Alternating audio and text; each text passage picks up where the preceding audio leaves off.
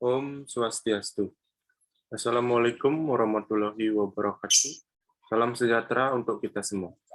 Perkenalkan, nama saya Inyoman Jagra Sujanika, NIM 229141031, mahasiswa Program Studi Magister Akuntansi, Program Pasca Sarjana Universitas Pendidikan Ganesha. Dalam rangka untuk memenuhi prasyarat dalam proposal tesis, berikut ini saya akan mempresentasikan proposal tesis saya yang berjudul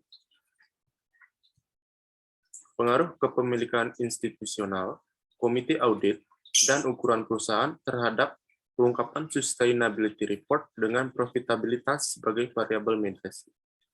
Sebelumnya, saya ucapkan banyak terima kasih atas semangat dan masukan-masukan selama penyusunan proposal ini kepada Pembimbing 1, Bapak Dr. Edi Sujana, SE MSIHK, Pembimbing 2, Dr. Desa Nyoman Sri Werastuti, SE MSIHK, Penguji 1, Dr. Igusti Ayu Purnamawati, SE AK MSI, dan Penguji 2, Dr. Desa Nyoman Sri Werastuti, SE MSIHK.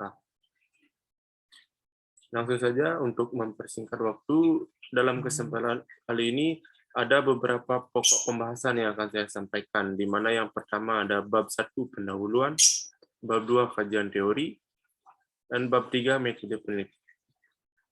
Yang pertama adalah bab 1 pendahuluan. Perkembangan zaman yang semakin pesat membuat tujuan perusahaan yang sebelumnya hanya berfokus pada maksimalisasi laba semata menjadi lebih peduli pada pemenuhan tanggung jawab sosial dan lingkungan akibat dari aktivitas operasi perusahaan yang dilakukan. Pemenuhan tanggung jawab perusahaan itu dilakukan dengan pengungkapan laporan keberlanjutan atau sustainability report. Jadi saat ini sudah semakin banyak perusahaan yang menyadari bahwa pengungkapan laporan keberlanjutan akan mendukung strategi perusahaan, karena laporan berkelanjutan atau sustainability report sangat berkaitan dengan konsep triple bottom line yang merupakan suatu keseimbangan antara people atau sosial, planet atau lingkungan, dan profit atau ekonomi. Namun yang menjadi permasalahan saat ini adalah jumlah pengungkapan sustainability report di Indonesia yang masih terbilang rendah. Hal tersebut dibuktikan dengan kecilnya persentase jumlah perusahaan yang terdaftar di Bursa Efek Indonesia yang menerbitkan sustainability report, jadi yakni itu hanya sekitar 9%. Antusiasme yang masih rendah dan kurangnya pemahaman perusahaan pada pentingnya peran lingkungan menjadi penyebab rendahnya angka pengungkapan dari sustainability report tersebut. Nah, adapun upaya yang dilakukan untuk meningkatkan antusiasme perusahaan dalam menerbitkan sustainability report terus dilakukan oleh National Center for Sustainability atau NCSR, di mana salah satu upaya yang dilakukan adalah mengadakan penghargaan pelaporan keberlanjutan atau Sustainability Reporting Award yang biasanya diadakan setiap tahun. Berikut adalah gambar tren jumlah peserta Sustainability Report dari tahun ke tahun. Jadi seperti yang bisa kita lihat pada gambar, jumlah peserta yang mengikuti Sustainability Report Award hampir selalu mengalami kenaikan setiap tahunnya. Meskipun sempat mengalami penurunan, namun jumlah peserta yang mengikuti Sustainability Report Award kembali mengalami kenaikan yang signifikan. Di mana hal tersebut menunjukkan bahwa perusahaan sudah mulai menerbitkan sustainability report untuk melaporkan tanggung jawab ekonomi, sosial, serta lingkungan kepada para stakeholder atau pemangku kepentingan. Semakin berkembangnya sustainability report membuat penelitian mengenai sustainability report juga semakin meningkat. Akan tetapi hasil penelitian terdahulu yang masih banyak terjadi research gap membuat peneliti tertarik untuk mengambil topik mengenai sustainability report. Yang selanjutnya adalah rumusan masalah dalam penelitian ini. Yang pertama ada, apakah kepemilikan institusional berpengaruh positif terhadap profitabilitas? Yang kedua, apakah komite audit berpengaruh positif terhadap profitabilitas? Yang ketiga, apakah ukuran perusahaan berpengaruh positif terhadap profitabilitas. Yang keempat, apakah kepemilikan institusional berpengaruh positif terhadap pengungkapan sustainability report? Yang kelima, apakah komite audit berpengaruh positif terhadap pengungkapan sustainability report? Yang keenam, apakah ukuran perusahaan berpengaruh positif terhadap pengungkapan sustainability report? Yang ketujuh, apakah profitabilitas berpengaruh positif terhadap pengungkapan sustainability report? Yang kedelapan, apakah profitabilitas memediasi pengaruh kepemilikan institusional terhadap pengungkapan sustainability report? Yang kesembilan, apakah profitabilitas memediasi pengaruh komite audit terhadap pengungkapan sustainability report? Dan yang terakhir, apakah profitabilitas memediasi pengaruh peran perusahaan terhadap pengungkapan sustainability report? Untuk tujuan dari penelitian ini, yang pertama adalah menguji dan menganalisis pengaruh positif kepemilikan institusional terhadap profitabilitas. Yang kedua, menguji dan menganalisis pengaruh positif komite audit terhadap profitabilitas. Yang ketiga, menguji dan menganalisis pengaruh positif ukuran perusahaan terhadap profitabilitas. Yang keempat, menguji dan menganalisis pengaruh positif kepemilikan institusional terhadap pengungkapan sustainability report. Yang kelima, menguji dan menganalisis pengaruh positif komite audit terhadap pengungkapan sustainability report. Yang keenam, menguji dan menganalisis pengaruh positif ukuran perusahaan terhadap pengungkapan sustainability report. Yang ketujuh, menguji dan menganalisis pengaruh positif profitabilitas terhadap pengungkapan sustainability report. Yang kedelapan, menguji dan menganalisis peran profitabilitas dalam memediasi pengaruh kepemilikan institusional terhadap pengungkapan sustainability report. Yang kesembilan, menguji dan menganalisis peran profitabilitas dalam memediasi pengaruh komite audit terhadap pengungkapan sustainability report. Dan yang terakhir, menguji dan menganalisis peran profitabilitas dalam memediasi pengaruh ukuran perusahaan terhadap pengungkapan sustainability report. Adapun manfaat dari penelitian ini ada dua, yaitu manfaat teoritis dan manfaat praktis. Di mana manfaat teoritis dalam penelitian ini diharapkan dapat memberikan bukti terkait pengaruh kepemilikan institusional, komite audit, dan ukuran perusahaan terhadap pengungkapan sustainability report dengan profitabilitas sebagai variabel mediasi. Sehingga nantinya penelitian ini dapat menjadi referensi bagi peneliti selanjutnya dan memberikan tambahan pemahaman mengenai sustainability report. Untuk manfaat praktis dalam penelitian ini diharapkan dapat digunakan oleh manajemen untuk mendukung kegiatan tanggung jawab ekonomi, sosial, dan lingkungan, serta mulai berkontribusi dalam melaporkan bentuk pertanggungjawabannya dalam sustainability report agar meningkatkan kepercayaan para stakeholder. Yang kedua, kajian teori, di mana kajian teori utama dalam penelitian ini ada tiga. Yang pertama, teori stakeholder, teori legitimasi, dan teori agensi. Yang pertama ada teori stakeholder.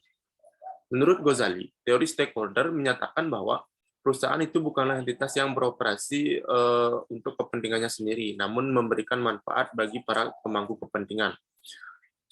Stakeholder itu tidak hanya mengharapkan tujuan keuangan saja, tapi juga tujuan non-keuangan yang berupa pelaksanaan kegiatan tanggung jawab sosial dengan pengungkapan sustainability report. Yang kedua ada teori legitimasi. Teori legitimasi merupakan suatu persepsi atau asumsi bahwa tindakan yang dilakukan oleh suatu entitas itu sesuai dengan kepercayaan, norma, dan nilai yang berlaku di sekitarnya. Jadi teori ini memastikan bahwa perusahaan telah melakukan aktivitasnya sesuai dengan norma yang ada dalam masyarakat di mana lingkungan tersebut berada. Teori legitimasi ini menjadi relevan dengan fenomena penelitian ini karena adanya suatu persepsi bahwa pengungkapan sustainability report itu sangat bermanfaat untuk pemulihan serta peningkatan dalam mempertahankan legitimasi perusahaan. Yang terakhir ada teori agensi yang pertama kali dicetuskan oleh Jensen dan Meckling pada tahun 1976 yang menyatakan bahwa hubungan keagenan merupakan suatu kontrak di mana prinsipal menggunakan orang lain sebagai agen untuk melakukan pekerjaan atas nama prinsipal, serta wewenangnya dalam mengambil suatu keputusan. Jadi teori agensi ini memiliki tujuan untuk menjelaskan bagaimana pihak-pihak melakukan hubungan kontrak, dapat mendesain kontrak yang tujuannya untuk meminimalisir biaya sebagai dampak adanya suatu informasi yang kurang simetris dan kondisi yang tidak pasti. Untuk selanjutnya ada variabel penelitian, di mana variabel penelitian yang pertama adalah pengungkapan sustainability report yang merupakan variabel dependen dari penelitian ini. Sustainability report menurut Global Reporting Initiative itu merupakan suatu praktik pengukuran dan upaya untuk akuntabilitas dari kinerja organisasi dalam mencapai tujuan pembangunan berkelanjutan atau sustainable development. Jadi indikator dalam mengukur sustainability report ini menggunakan sustainability report disclosure index yang didapat dari total jumlah item yang diungkapkan perusahaan dibagi dengan jumlah item yang diharapkan. Nah, untuk variabel yang kedua ada profitabilitas yang merupakan variabel mediasi dalam penelitian ini. Menurut Kashmir, profitabilitas itu merupakan alat untuk mengukur kemampuan perusahaan dalam memperoleh laba dari kegiatan perusahaan yang dilakukan. Jadi laba tersebut nantinya akan dijadikan sebagai indikator bagi para stakeholder untuk menilai sejauh mana kinerja manajemen dalam mengelola perusahaan tersebut. Nah, jadi dalam penelitian ini profitabilitas diukur menggunakan return on asset yang didapat dari laba bersih setelah pajak dibagi dengan total aset. Variabel selanjutnya adalah kepemilikan institusional yang merupakan variabel independen yang pertama dalam penelitian ini, di mana kepemilikan institusional itu dapat diartikan sebagai saham perusahaan yang dimiliki oleh institusi, baik itu lembaga perusahaan asuransi, bank, maupun perusahaan investasi, dan kepemilikan institusi lainnya. Jadi semakin tinggi dari tingkat kepemilikan institusional dalam saham perusahaan, maka perusahaan itu diprediksi akan melakukan pengungkapan yang lebih tinggi, khususnya dalam pengungkapan sustainability report. Jadi kepemilikan institusional dalam penelitian ini diukur dengan persentase saham yang dimiliki oleh institusi dibagi dengan jumlah saham yang beredar dikalikan dengan 100%. Untuk variabel selanjutnya ada komite audit, di mana komite audit ini merupakan komite yang dibentuk oleh Dewan Komisaris untuk mengawasi dan membantu Dewan Komisaris dalam mengelola perusahaan. Adapun komite audit ini memiliki tugas untuk mengkaji kebijakan akuntansi, menilai pengendalian internal, dan menganalisis sistem pelaporan yang ditujukan kepada pihak eksternal. Dalam penelitian ini, komite audit diukur berdasarkan dengan jumlah rapat yang diadakan dalam 1 tahun. Karena lebih mencerminkan kualitas dari pengawasan komite audit jika dibandingkan dengan jumlah anggota komite audit. Yang variabel penelitian yang terakhir adalah ukuran perusahaan. Karena ukuran perusahaan dapat diartikan sebagai cerminan dari total kekayaan yang dimiliki perusahaan. Jadi semakin besar total kekayaan perusahaan, maka perusahaan tersebut akan dikategorikan ke dalam perusahaan yang besar. Dalam penelitian ini, ukuran perusahaan diukur menggunakan log natural total asset yang bertujuan agar tidak terjadi fluktuasi data yang berlebih, karena nilai aset yang relatif stabil dapat dijadikan indikator dalam penelitian ini.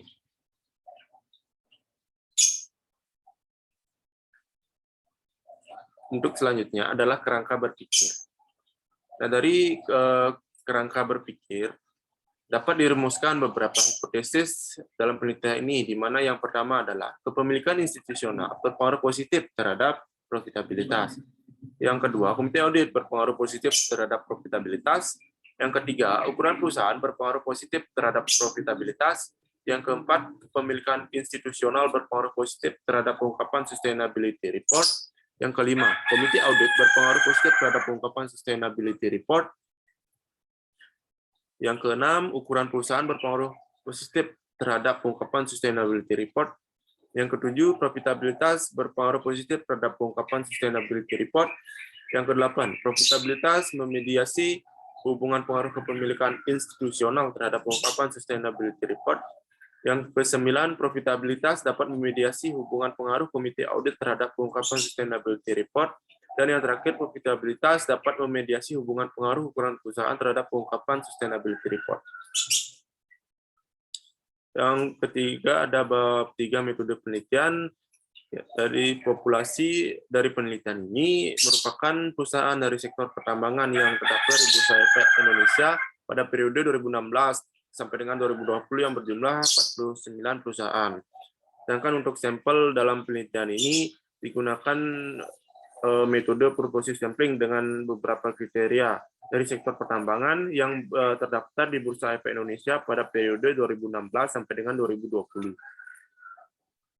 Untuk teknik pengumpulan data dalam penelitian ini dilakukan dengan menggali berbagai informasi untuk nantinya dijadikan dasar teori dan acuan dalam mengolah data dengan cara mempelajari, menelaah, dan mengkaji literatur berupa buku, jurnal, makalah, dan penelitian-penelitian terdahulu yang berkaitan dengan masalah yang diteliti.